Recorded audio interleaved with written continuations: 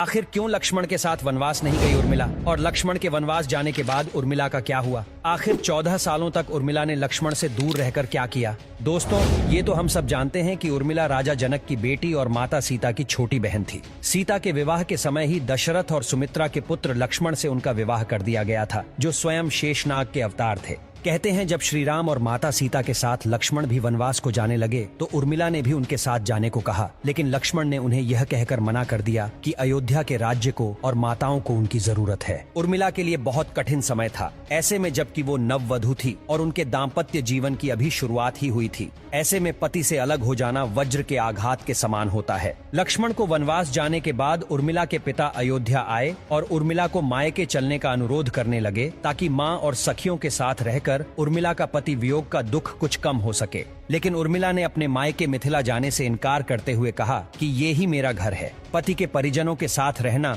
और दुख में उनका साथ न छोड़ना ही अब मेरा धर्म है। दोस्तों, ये उर्मिला का अखंड पतिव्रत धर्म था। एक कथा के अनुसार जब लक्ष्मण जा रहे थे तब इन विकट क्षणों में उर्मिला आंसू भी न बहा सकी, क्योंकि लक्ष्मण जी ने उनसे एक और वचन लिया था कि वो कभी आंसू नहीं बहाएगी, क्योंकि अगर वो अपने दुख में डूबी रहेंगी तो घर वालों का ख्याल नहीं रख पाएगी। तो चलिए अपने सवाल पर लौटते हैं कि आखिर लक्ष्मण जी के वनवास जाने के बाद उर्मिला ने 14 सालों तक क्या किया। इस संबंध में मान्यताओं पर आधारित एक कथा मिलती है। हालांकि इस कथा का वर्णन रामचरितमानस या वाल्मीकि रामायण आदि में नहीं मिलता है, क्योंकि इन ग्रंथों में उर्मिला को बहुत ज्यादा महत्व नहीं दिया गया। तो कथा यह है कि रावण के पुत्र मेघनाद को यह वरदान था कि उसे वही व्यक्ति मार सकता है जो 14 वर्षों तक सोया ना हो। तो लक्ष्मण ही इस धरती पर एकमात्र ऐसे पुरुष थे जो 14 वर्षों तक सोए नहीं थे। वो अपने जेठ भ्राता श्री राम और भाभी सीता की सुरक्षा और सेवा में दिन रात लगे रहे। कहानी के मुताबिक उनके बदले उर्मिला ने 14 साल सोकर बिताए थे।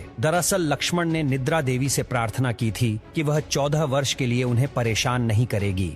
इसके बदले निद्रा देवी ने उनके आगे शर्त रखी थी कि इन 14 वर्षों की नींद लक्ष्मण के किसी प्रियजन को लेनी होगी। तब उनके बदले उर्मिला को ये जिम्मेदारी मिली और उर्मिला 14 वर्षों तक सोती रही। एक दूसरी कथा के अनुसार लक्ष्मण की विजय का मुख्य कारण उर्मिला का पतिव्रता धर्म था। इस कहानी के अनुसार मेघनाद के वध के बाद उसका शव श्री राम जी के युद्ध शिविर में रखा हुआ था। उस शव को मेघनाद की पत्नी सुलोचना लेने आई। पति का कटा सिर देखते ही सुलोचना के हृदय अत्यधिक द्रवित हो गया और वह रोने लगी।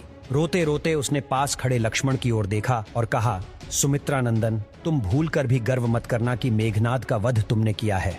मेघनाद को धराशायी करने की शक्ति विश्व में किसी के पास नहीं। ये तो 2 पतिव्रता नारियों का भाग्य है। दोस्तों, आपके मन में सवाल आ रहा होगा कि निद्रा देवी के प्रभाव में आकर अगर उर्मिला 14 सालों तक सोती रही तो सांस और